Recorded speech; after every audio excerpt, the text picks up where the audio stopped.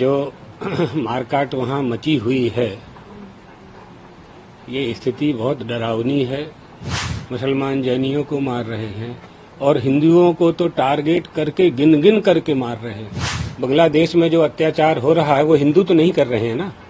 शिवानंद आश्रम में हम लोगों ने बैठक बुलाई हुई है और सभी गुजरात के साधु संतों से जो नहीं आ पाएंगे उनके साथ मोबाइल से बात करके सलाह करके फिर कोई वक्तव्य जारी करेंगे। स्थिति भयावह है और अब देखिए कि क्या उद्देश्य है, क्या चाहते हैं। जो मारकाट वहाँ मची हुई है, ये स्थिति बहुत डरावनी है और अत्यंत क्रूरता पूर्वक व्यवहार वहाँ हो रहा है। हिंदुओं के साथ भी अन्याय हो रहा है। मुसलमान को मार रहे हैं, मुसलमान सिखों को मार रहे हैं, मुसलमान जैनियों को मार रहे हैं और हिंदुओं को तो टारगेट करके गिन गिन करके मार रहे हैं। तो आज हम लोग चर्चा करेंगे। हमें नहीं जानकारी थी कि आप लोग आएंगे, तो अभी हम बात नहीं कर पाए हैं। एक दो जगह बात हुई है, सब लोग सलाह करके और फिर आपको सूचना देते हैं। मतलब आपको लग रहा है कि जिस प्रकार से बहुत सारे हिंदू को इंडिया में लाया जा रहा है, तो बांग्लादेश के जो हिंदू हैं उनको इंडिया में जगह दी जाए, ऐसा कुछ हो सकता है क्या? क्यों नहीं हो सकता है। तो शासन को निर्णय लेना है, सरकार को निर्णय लेना है। जिन्होंने धर्म के आधार पर ही तो पाकिस्तान बनवाया है, भूमि के आधार पर तो बना नहीं, धर्म के आधार पर ही पाकिस्तान बना। तो आज भारत में रहने वाले मुसलमानों को ये विचार करना चाहिए कि वो यहाँ सुरक्षित हैं, कि पाकिस्तान में सुरक्षित हैं, कि बांग्लादेश में सुरक्षित हैं, कहाँ सुरक्षित हैं वो। तो ये उनको शिक्षा लेनी चाहिए ना। बांग्लादेश में जो अत्याचार हो रहा है वो हिंदू तो नहीं कर रहे हैं ना। कौन कर रहा है? वहीं के निवासी कर रहे हैं।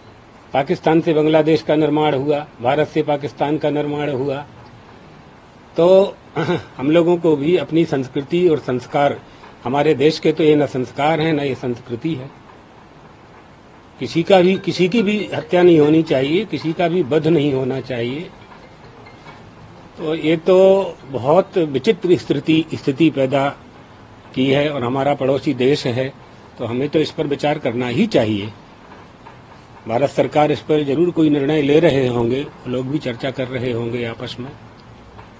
क्या परिणाम आता है देखते हैं। आज शिवानंद आश्रम में जो बैठक है, कौन कौन सम्मिलित होने वाला है? हाँ, वो परमात्मानंद जी महाराज बताएंगे। आप उनको वीडियो ले लो।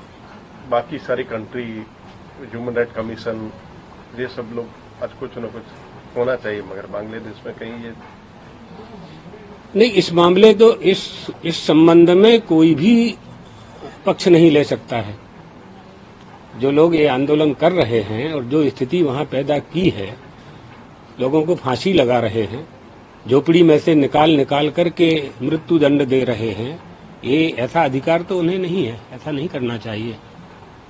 तो जो आपकी समस्या है, उस समस्या को सुलझाने के जो भी उपाय हैं, उन उपाय में यह उपाय तो सबसे ही अधिक खतरनाक है। ये नहीं होना चाहिए। पूरे विश्व को एक साथ होकर के आवाज उठानी चाहिए मानवता की रक्षा के लिए। तो मानव धर्म तो यही है ना। बहुत से लोग ये कहते हैं हम किसी धर्म को नहीं मानते हैं, तो मानव धर्म को तो मानते हो। तो मानव धर्म का ज्ञान कहाँ से होगा? वो भी धर्म से ही होगा। आपका जो धर्म है, तो जो मारकाट कर रहे हैं और जिनकी मारकाट कर रहे हैं, दोनों ही धर्मावलंबी हैं। तो क्या उनके धर्म में ऐसा आदेश दिया गया है? इन सब विषयों पर चिंतन नहीं होता है। इसलिए हमारे अज्ञान के कारण और अल्प वस्तु की प्राप्ति के लिए ऐसे कदम लोग उठाते हैं, इसमें हजारों लोगों के प्राणों की आहुति हो रही है। ये रोकना चाहिए, तुरंत रोकना चाहिए। हम लोग कभी इसका पक्ष नहीं ले सकते हैं। खास करके गौ माता को लेकर राष्ट्रमाता, गौ माता राष्ट्रमाता होगी तभी तो हिंदू राष्ट्र बनेगा। हिंदू राष्ट्र का संकल्प ले रहे हैं ना अपने लोग।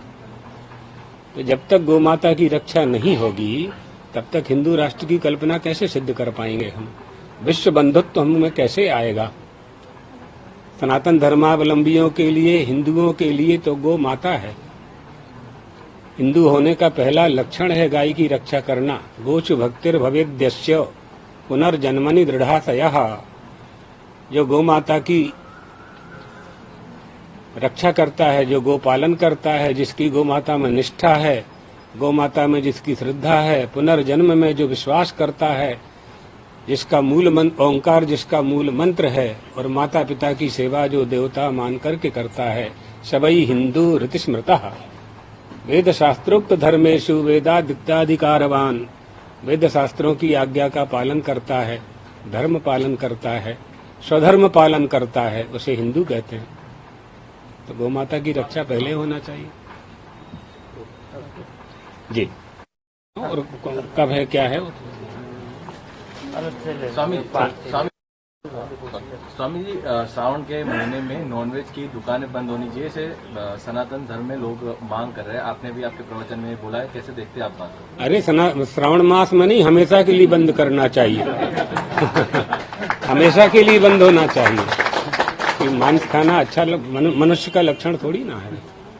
हिंसक पशु छोटे पशुओं का मांस खाते हैं। मनुष्य के लिए दाल चावल है ना, आटा रोटी है ना, शाकाहारी भोजन है। हम इसका कभी समर्थन नहीं करेंगे। ये बहुत पुरानी मांग है हम लोगों की। इसलिए जब पूरी नहीं होती है तो कहते हैं कि तीर्थ स्थानों में कम से कम श्रावण मास में महादेव के मंदिरों के पास, द्वारकाधीश मंदिरों के पास, चारों धाम में, ज्योतिर्लिंग में जहाँ तीर्थ स्थान है, वहाँ से 5 किलोमीटर तक मांस की दुकान नहीं होनी चाहिए। ये पुरानी मांग है हमारी। इसको परिसंख्या विधि कहते हैं। परिसंख्या विधि है।